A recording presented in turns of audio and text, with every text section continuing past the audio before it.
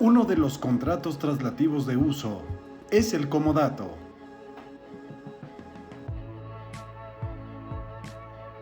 El comodato es un contrato por el cual uno de los contratantes se obliga a conceder gratuitamente el uso de una cosa no fungible y el otro contrae la obligación de restituirla individualmente.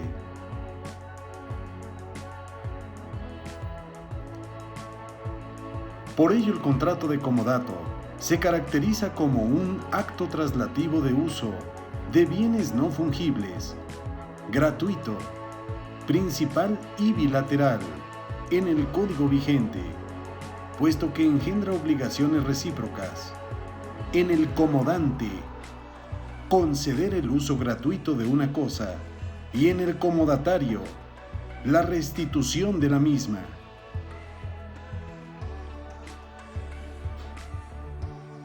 Este contrato es siempre gratuito y no existen provechos y gravámenes recíprocos.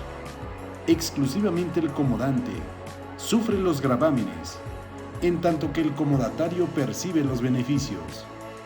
En el comodato tenemos la demostración de que no hay siempre correspondencia entre el carácter bilateral y el oneroso, como generalmente se cree.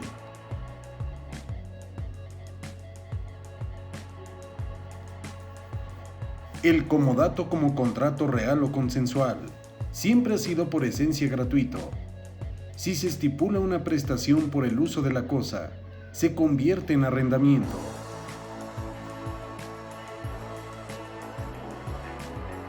Además es de tracto sucesivo, ya que se realiza en una serie de prestaciones a través del tiempo, en oposición a los contratos instantáneos, que quedan cumplidos por la ejecución de una sola prestación. El comodato se diferencia de los derechos reales de uso y de habitación, ya que implica el poder jurídico directo e inmediato para ejercerlo sobre una cosa, característica esencial de los derechos reales, así como la facultad de exigir un acto de conducta a una persona.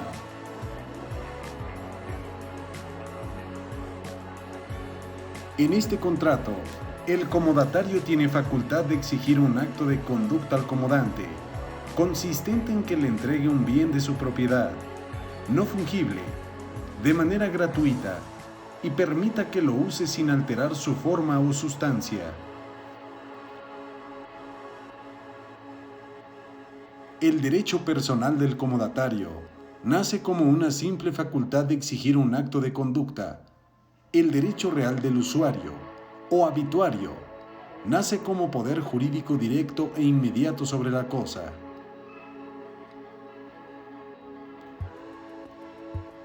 Es bien sabido que el derecho real puede nacer del contrato, del testamento, de la ley, de la prescripción y del acto jurídico unilateral, pues estas son las 5 fuentes posibles de los derechos reales. En tanto que los derechos que conceden el arrendamiento y el comodato, y que tienen cierta analogía con los derechos de usufructo, uso y habitación, solo nacen de los contratos respectivos, ya que el comodato no puede crearse por ley, prescripción o testamento, pues es por esencia un contrato, y así lo define la ley, de tal forma que esta relación jurídica solo puede tener esa fuente.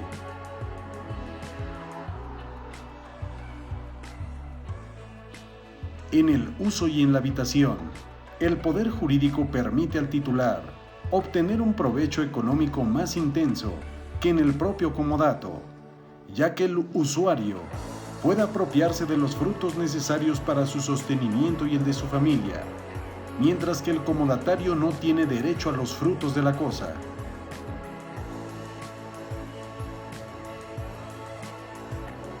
Además, el uso y la habitación son de naturaleza vitalicia.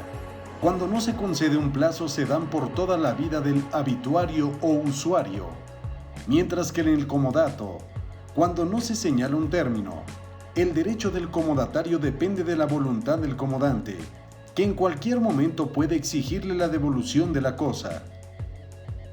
Se permite exigir la cosa, aun cuando se conceda plazo antes de que llegue éste, si el comodante tiene necesidad urgente de la misma. El derecho del comodante tiene en este caso las mismas características, por ser intransmisible, y el comodato terminará con la muerte del comodatario.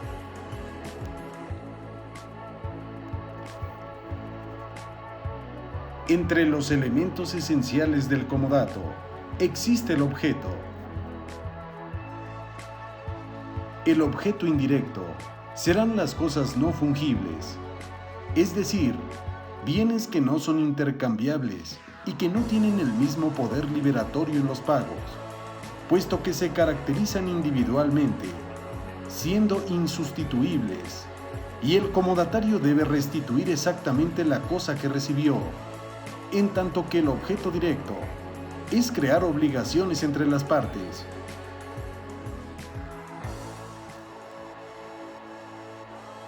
Pero también en comodato se pueden dar bienes fungibles, bajo la declaración expresa de que se restituirán exactamente las cosas entregadas, que por voluntad de las partes no tendrán su destino natural, sino uno especialísimo.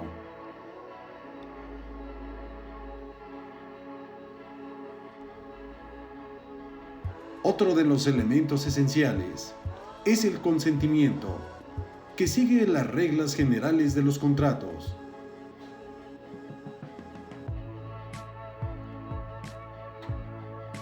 Y entre los elementos de validez está la capacidad, que implica la facultad necesaria para contratar, ya que solo las personas capaces, como regla general, pueden celebrarlo.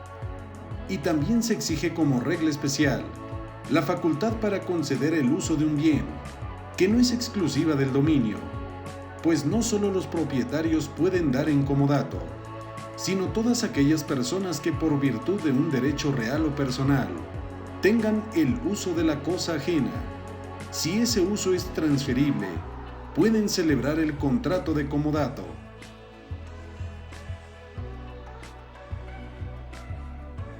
En los casos de representación legal o voluntaria, el representante, por tratarse de un contrato a título gratuito, debe encontrarse autorizado por la ley o por el mandante para celebrar comodatos, por lo que los padres, tutores y en general los demás representantes o administradores de bienes ajenos no tienen dentro de sus facultades la capacidad de dar en comodato, ya que requieren autorización especial.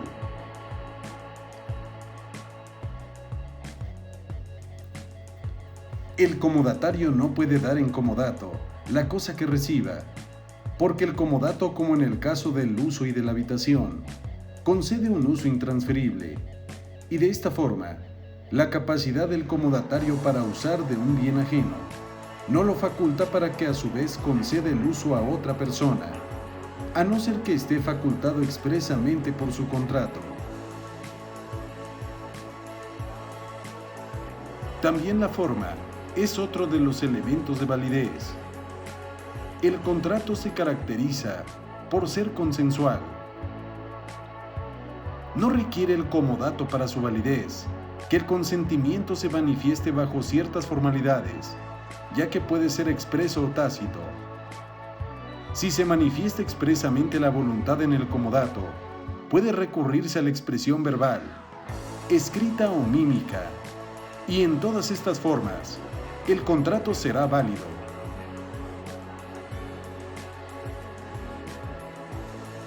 Pero se acostumbra que los comodatos de bienes muebles se celebren verbalmente, y en ocasiones hasta la mímica para considerar que el consentimiento se ha manifestado.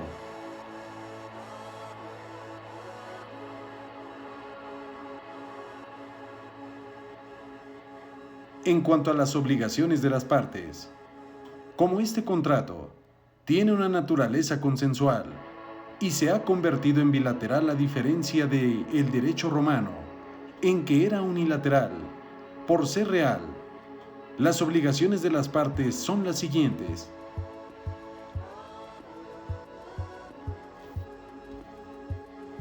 El comodante debe conceder gratuitamente el uso de una cosa no fungible, preferiblemente que no sea consumible.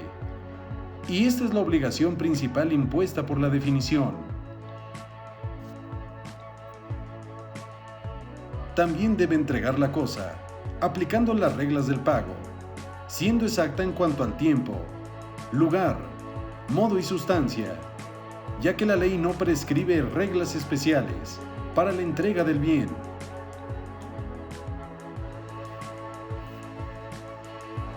Debe reembolsar al comodatario de los gastos extraordinarios y urgentes que se hubieran efectuado para conservar la cosa y que por su naturaleza no hubiere comunicado al comodante para recabar la autorización respectiva. Ello solo por cuanto hace a gastos extraordinarios, no comprendiendo los ordinarios, que siempre serán a cargo del comodatario, ya que éste se sirve gratuitamente de la cosa, por lo que algunas reparaciones urgentes y graves, extraordinarias que no supongan el uso normal de la cosa, pueden ser ejecutadas por el comodatario, sin poder recabar la autorización respectiva.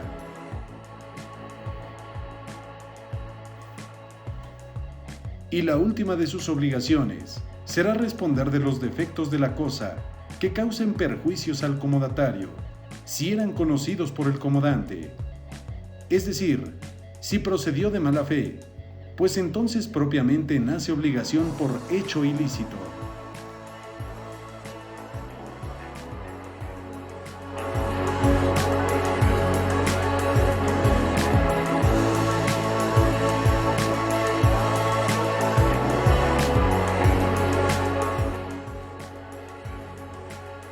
Entre las obligaciones del comodatario se encuentran las siguientes: conservar la cosa con la máxima diligencia y respondiendo de las culpas grave, leve y levísima.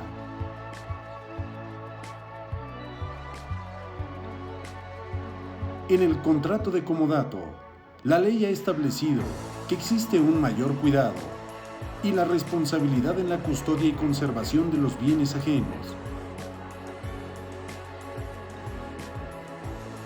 De esta forma, el comodatario responde de la pérdida de la cosa si la emplea en un uso diverso o por más tiempo del convenido, aun cuando aquella sobrevenga por caso fortuito. También debe costear todos los gastos que sean necesarios para la conservación de la cosa, solo en tanto que sean los ordinarios, ya que para los extraordinarios, y de tal forma urgentes, que no haya podido dar aviso al comodante, éste tiene que reembolsarlos al comodatario. Y también debe utilizar la cosa de la forma convenida, sin alterar su forma o sustancia, ya que a falta de convenio, deberá usarla según su destino natural. Esta es una obligación común en los contratos traslativos de uso, como en el arrendamiento y la parcería agrícola.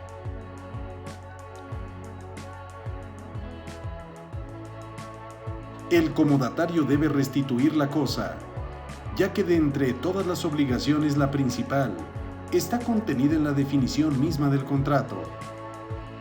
La definición de restitución es la entrega de la misma cosa, dada en comodato. Por ende, es requisito que se trate de cosas no consumibles, por su primer uso.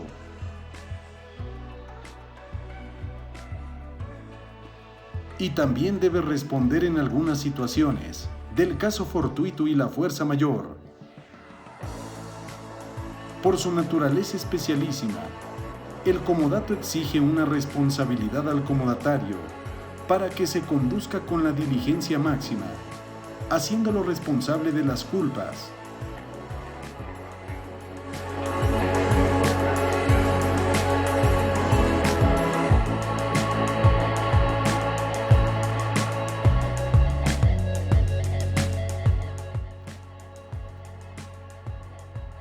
Algunas de las causas de la terminación del comodato son las siguientes: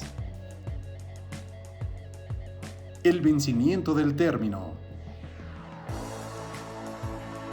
La realización de una condición resolutoria, cuando se haya estipulado expresamente esa modalidad.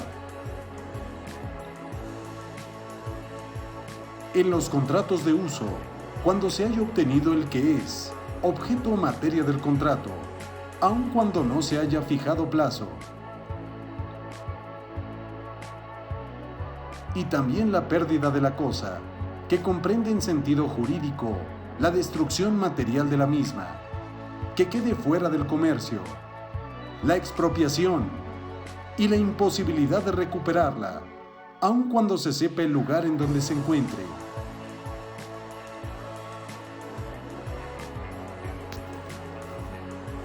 También existen reglas especiales de terminación del comodato, dada su naturaleza gratuita, siendo estas las siguientes. El comodato termina antes del plazo, cuando el comodatario tenga necesidad urgente de la cosa, y también a voluntad del comodante, en cualquier momento, cuando no se haya fijado plazo o utilización especial. Cuando exista peligro de que perezca la cosa que se encuentra en poder del comodatario, por destinar la cosa para uso diverso del convenido, por prestar el comodatario la cosa a un tercero, sin estar facultado por el comodante, por deteriorarse la cosa, por culpa en la custodia, lo cual faculta al comodante para exigir su devolución antes del término. Y por último, el comodato también termina por la muerte del comodatario.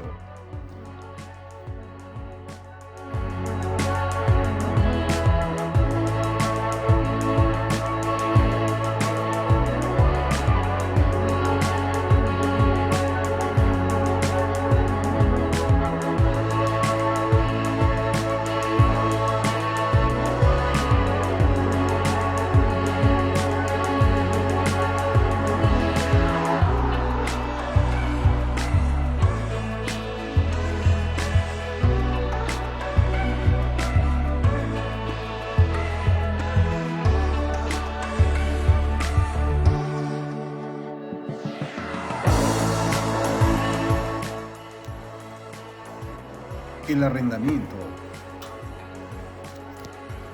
es un contrato a través del cual una persona llamada arrendador concede a otra, denominada arrendatario, el uso o goce temporal de una cosa a través del pago de un precio cierto que recibe el nombre de alquiler o renta.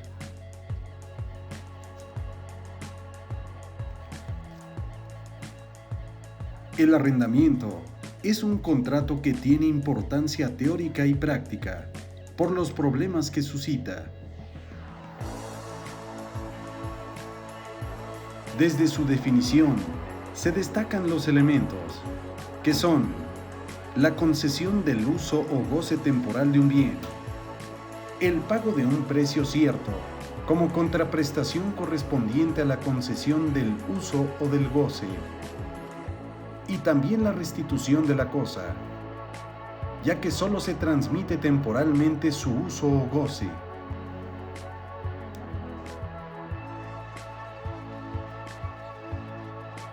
Este contrato se clasifica como principal, ya que tiene existencia independiente.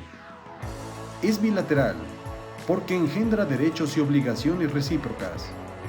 Esto significa una concesión del uso o goce de una cosa y el pago de un precio, siendo oneroso porque impone provechos y gravámenes para ambas partes, en forma respectiva.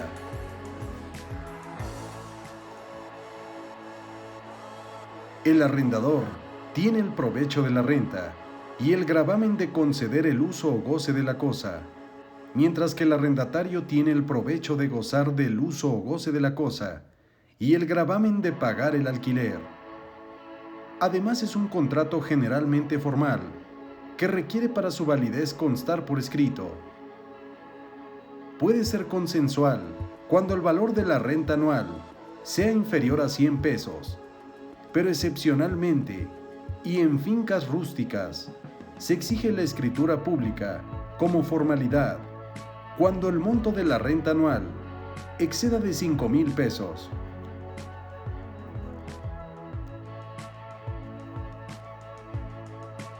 Además, el arrendamiento es un contrato conmutativo, ya que no depende del dato económico de la ganancia o pérdida en la operación celebrada, sino que los provechos y gravámenes sean ciertos y determinados al celebrarse el contrato. El arrendamiento es un contrato que es del tipo de tracto sucesivo, ya que se necesita por su naturaleza misma una duración determinada para que pueda tener vigencia.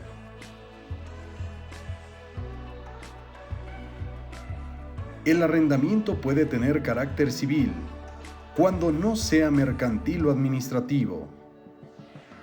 Es mercantil exclusivamente cuando recaiga sobre bienes muebles, existiendo según el Código de Comercio el propósito de especulación comercial.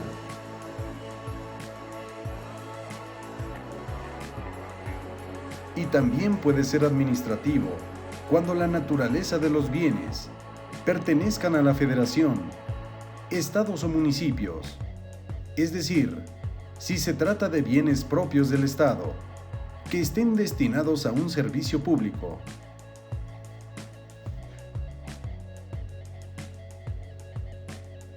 Entre sus elementos esenciales encontramos el objeto,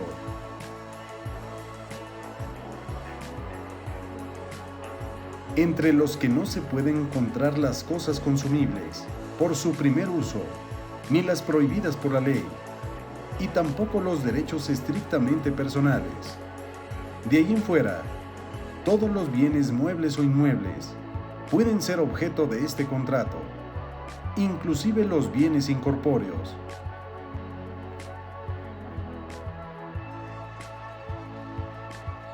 Estos bienes incorpóreos o derechos tienen que rendir una ventaja económica o una utilidad al arrendatario. Tratándose de los bienes corporales, cuando estos se consuman por el primer uso, el arrendamiento implica la restitución de la cosa misma y además la concesión del uso, que debe ser de naturaleza que no afecte la forma o sustancia del bien. Y también se prohíbe dar en arrendamiento cosas exceptuadas por la ley, como los bienes que constituyan el patrimonio ejidal. Tampoco los bienes del Estado pueden darse en arrendamiento a los funcionarios públicos o empleados que los administren. Y dentro de esta prohibición legal se encuentran también las cosas no determinadas o determinables y las que se encuentren fuera del comercio. Tampoco pueden darse en arrendamiento los bienes del incapaz. Estos bienes no podrán darse en arrendamiento al tutor, a su cónyuge, ascendientes, descendientes o colaterales. Todos los arrendamientos concertados, violando las prohibiciones legales, afectan de nulidad absoluta al contrato. También no puede darse en arrendamiento el copropietario de cosa indivisa, sin consentimiento de los otros copropietarios.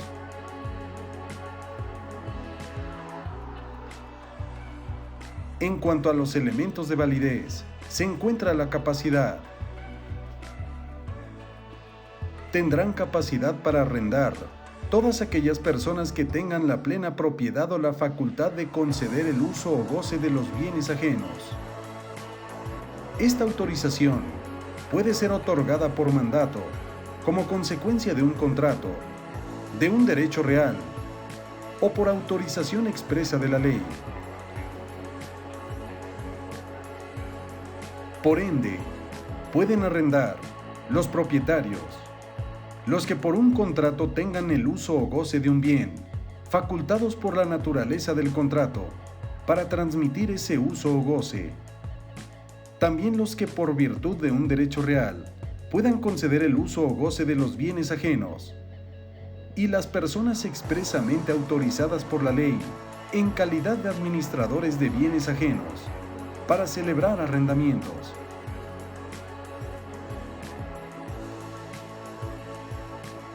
Tratándose de los titulares de derechos reales que pueden celebrar arrendamientos, se comprende a los usufructuarios que, independientemente del contrato, pueden tener este derecho por ley, testamento o prescripción.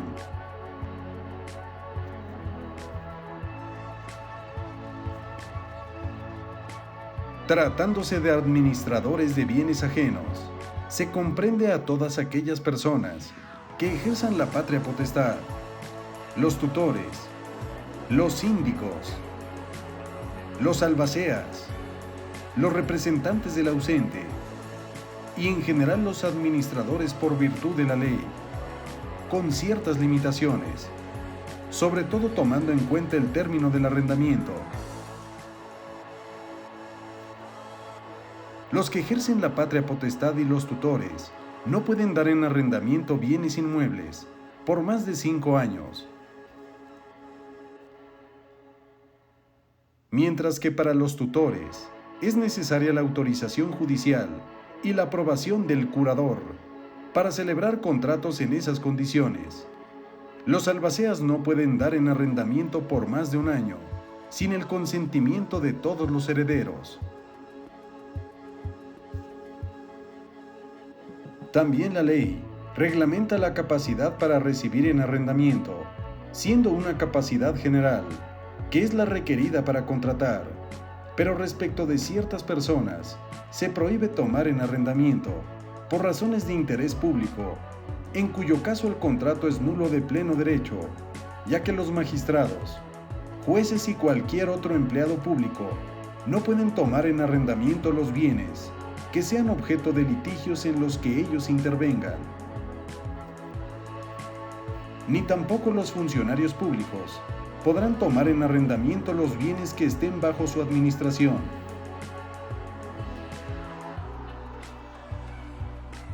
También la forma es otro requisito de validez del contrato de arrendamiento, siendo un contrato formal y excepcionalmente consensual, si el monto de la renta anual no excede de 100 pesos. En este caso, basta la manifestación verbal del consentimiento, pero si excede de esa cantidad, el contrato es formal y debe otorgarse en documento privado.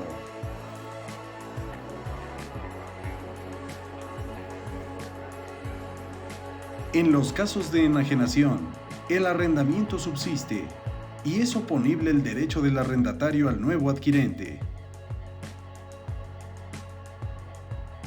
Asimismo, este se subroga en los derechos del arrendador. No solo el arrendatario opone su derecho al adquirente, sino que también éste, por virtud de la enajenación, se subroga en los derechos y obligaciones del arrendador y opone por consiguiente su derecho para exigir el pago de la renta y el cumplimiento de todas las demás obligaciones que el contrato imponga al arrendatario.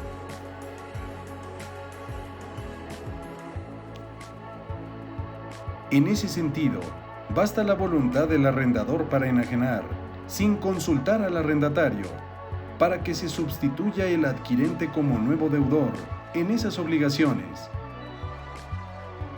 Si el arrendamiento pasa de cierto plazo para bienes inmuebles, debe inscribirse como los derechos reales, y la competencia respecto del arrendamiento de bienes inmuebles se establece tomando en cuenta la ubicación de la cosa.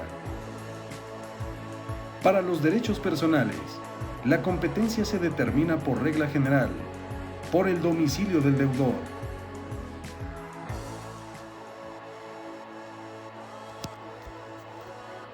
Además existe oponibilidad del derecho del arrendatario. Esto porque su derecho es real, pero no es absoluta. Solo se refiere a un tercero, al adquirente de la cosa.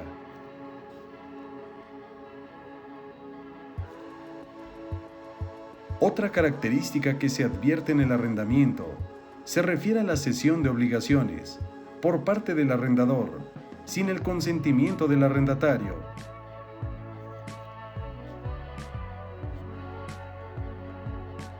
Esto significa que la subrogación legal es la transferencia de créditos o deudas por ministerio de ley, independientemente de la voluntad de las partes, en la relación jurídica.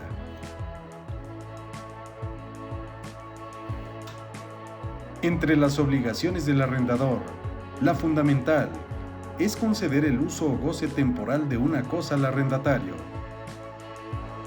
Esta es una obligación de dar y tiene interés su clasificación para aplicar las reglas de las obligaciones de dar.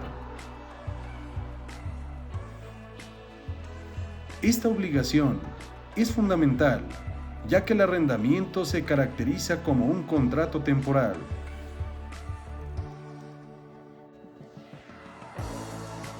Otra de las obligaciones es entregar la cosa arrendada, ya que el arrendador está obligado, aunque no exista pacto expreso, a entregar al arrendatario la finca arrendada, con todas sus pertenencias y en estado de servicio para el uso convenido. Si no existe convenio expreso, será por su misma naturaleza.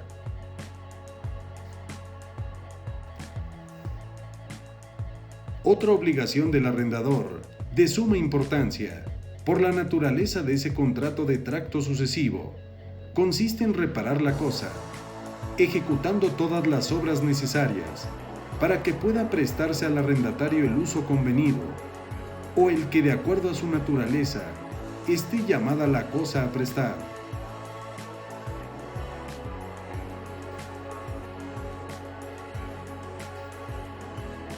Debe garantizar el uso pacífico de la cosa arrendada. Ello consiste en que el goce pacífico de la cosa arrendada debe darse contra todos los actos jurídicos de tercero.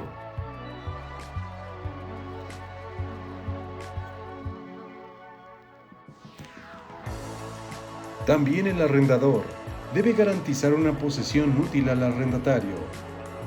Esto significa responder de los daños y perjuicios que se le causen por los vicios o defectos ocultos de la cosa.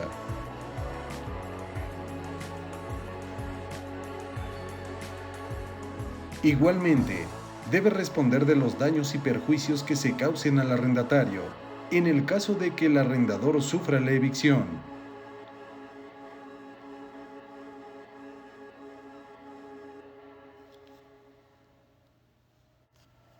Esto implica indemnizar de los daños y perjuicios por haber sido privado de la cosa antes del término de expiración del contrato.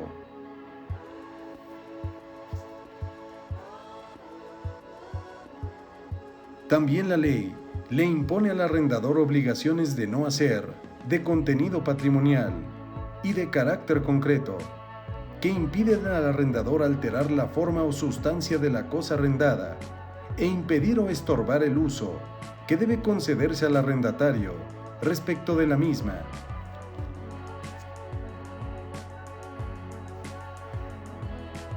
También debe pagar las mejoras efectuadas por el arrendatario y devolverle el saldo que hubiere a su favor al terminar el contrato. Corresponde al arrendador pagar las mejoras hechas por el arrendatario, si en el contrato o posteriormente lo autorizó para hacerlas y se obligó a pagarlas. También si se trata de mejoras útiles y por culpa del arrendador se rescindiera el contrato. Y cuando el contrato es por tiempo indeterminado, si el arrendador autorizó al arrendatario para que hiciera mejoras y antes de que transcurra el tiempo necesario para que el arrendatario quede compensado con el uso de las mejoras de los gastos que efectuó, da el arrendador por concluido el arrendamiento.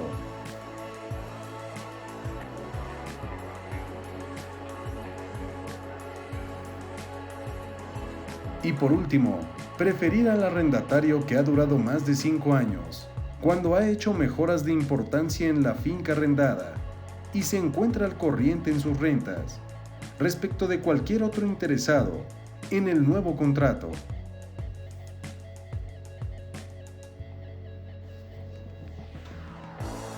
La primera y fundamental obligación del arrendatario consiste en pagar la renta en la forma y término convenidos.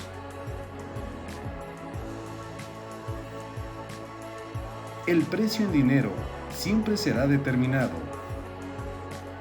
y la renta o precio del arrendamiento puede consistir en una suma de dinero o en cualquier otra cosa equivalente, con tal que sea cierta y determinada.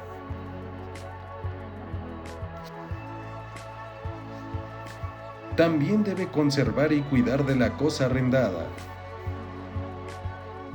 Se encuentra obligado a servirse de la cosa solamente para el uso pactado o conforme a la naturaleza y destino de ella, y no puede variar en ninguna forma la cosa arrendada, ya que si lo hace, debe al devolverla, restablecerla al estado en el que se encontraba al haber sido recibida, siendo responsable de los daños y perjuicios, y poner en conocimiento del arrendador, a la brevedad posible, la necesidad de las reparaciones bajo pena de pagar los daños y perjuicios que su omisión cause.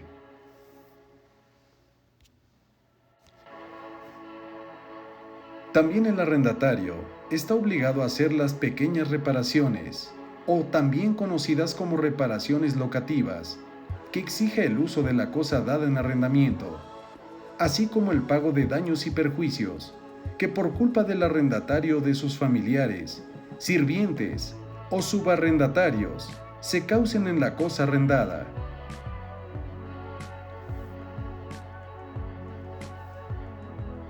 Otra obligación es responder en los casos de incendio.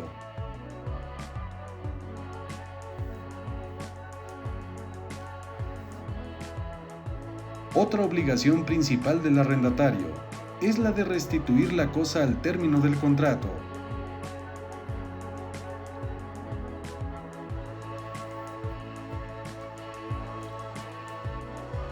Existe subarrendamiento cuando el arrendatario arrienda la misma cosa que recibió en arrendamiento a otra persona.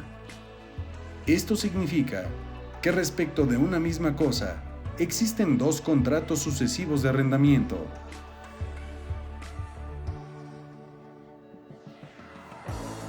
Para que el arrendatario pueda a su vez arrendar la cosa que ha recibido, necesita tener capacidad especial para celebrar ese contrato, pues no basta la capacidad general para contratar, sino que además debe contar con autorización general o especial del arrendador. El arrendatario no puede subarrendar la cosa arrendada en todo ni en parte, ni ceder sus derechos sin consentimiento del arrendador, ya que si lo hace, responde solidariamente con el subarrendatario de todos los daños y perjuicios ocasionados.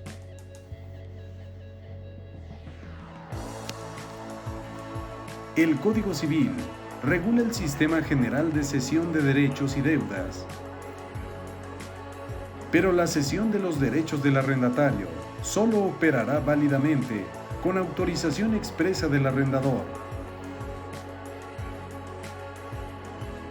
En cuanto a las consecuencias jurídicas, en la cesión existe un simple cambio de sujeto en la relación jurídica y queda desligado del arrendatario.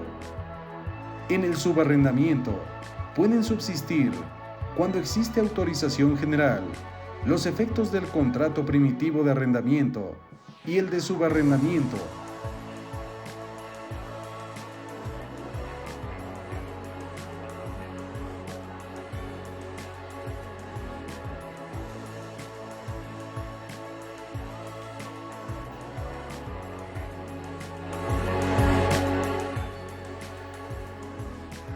Existirá novación en un contrato cuando las partes lo alteran sustancialmente, de tal forma que se sustituye por otra la relación jurídica primitiva. La novación se distingue en la cesión de derechos o del subarrendamiento, ya que puede referirse al arrendador o arrendatario, y no solo se cambia el sujeto activo o pasivo de la relación, también puede crearse una nueva obligación, extinguiéndose el primer contrato de arrendamiento.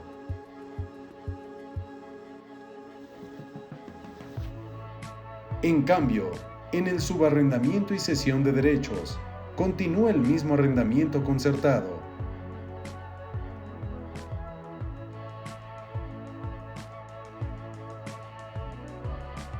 Son diversas las causales que dan término al contrato de arrendamiento.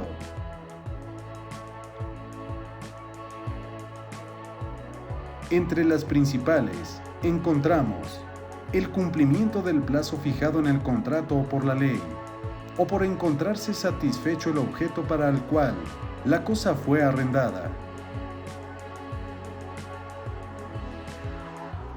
También concluye por convenio expreso, por nulidad, por rescisión, por confusión, por pérdida o destrucción total de la cosa arrendada, por caso fortuito o fuerza mayor, por expropiación de la cosa arrendada hecha por causa de utilidad pública y también por evicción de la cosa dada en arrendamiento.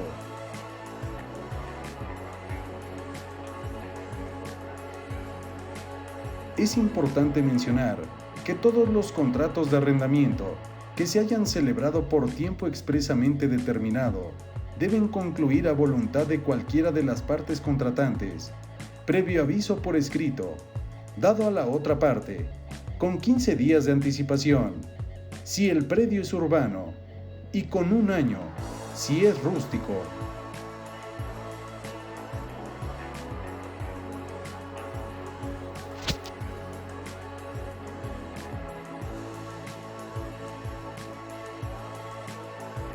Nuestro código establece que vencido un contrato de arrendamiento, tendrá derecho el inquilino, siempre que se encuentre al corriente en el pago de las rentas, a que se le prorrogue hasta por 1 año ese contrato. Pero puede el arrendador aumentar hasta un 10% la renta anterior, siempre que demuestre que los alquileres en la zona de que se trate han sufrido un alza después de que se celebró el respectivo contrato de arrendamiento.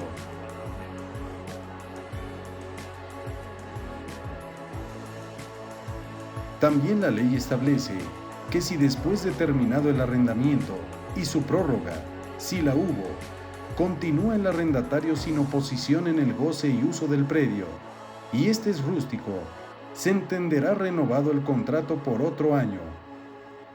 Mientras que si el predio es urbano, el arrendamiento continuará por tiempo indefinido, y el arrendatario debe pagar la renta que corresponda al tiempo que exceda a la del contrato con arreglo a lo que pagaba. Cuando existe la prórroga, cesan las obligaciones otorgadas por un tercero para la seguridad del arrendamiento, salvo pacto en contrario.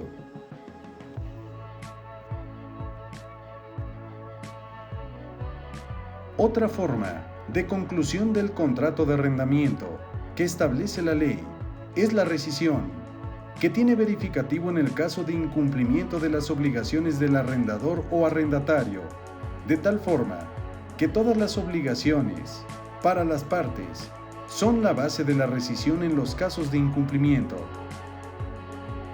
La rescisión por hecho imputable al arrendatario descansa cuando no paga la renta y cuando subarrienda sin autorización del arrendador.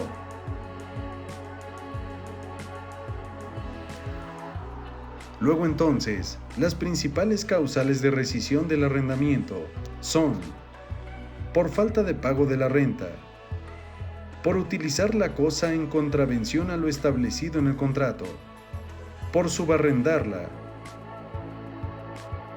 también por la pérdida total o parcial de la cosa arrendada, por la existencia de defectos o vicios ocultos de la cosa anteriores al arrendamiento y desconocidos por el arrendatario.